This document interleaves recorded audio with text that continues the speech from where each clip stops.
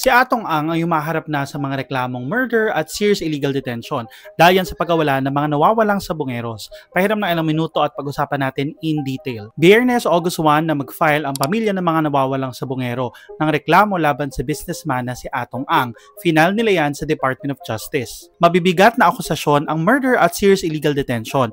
Pareho po yung non-bailable. Sabi ni Justice Secretary Boying Remulla, may witness daw na magpapatunay na allegedly involved tong si Atong Ang sa pagkawala at pagkamatay ng mga sabongeros. May mention din na allegedly itong si Ang ay mastermind nga at allegedly ay head down ng isang criminal organization. Ayon yan kay Remulla. Na-mention din ang relasyon ni Ang sa dati niyang tauhan na si Julie Dondon Patidongan.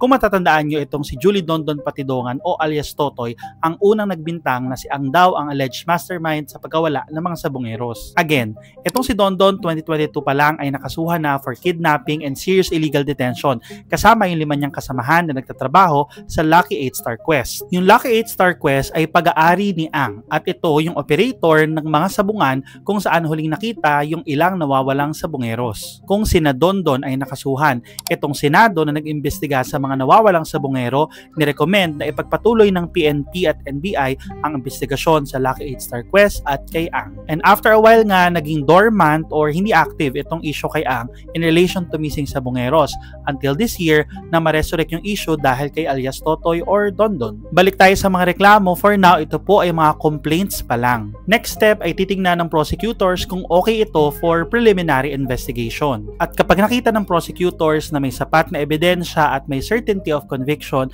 pwede na lang kasuhan si Ang sa korte at pwede na magsimula ang trial. Nakabase ang lahat sa prosecutors. Pero kung tatanungin si Justice Secretary Remulla ay hinog na raw for trial ang kasong ito. Kung interested pa kayong pag-usapan ang Missing Sabongeros case, don't forget to download the Rappler Communities app and join the Justice and Crime channel.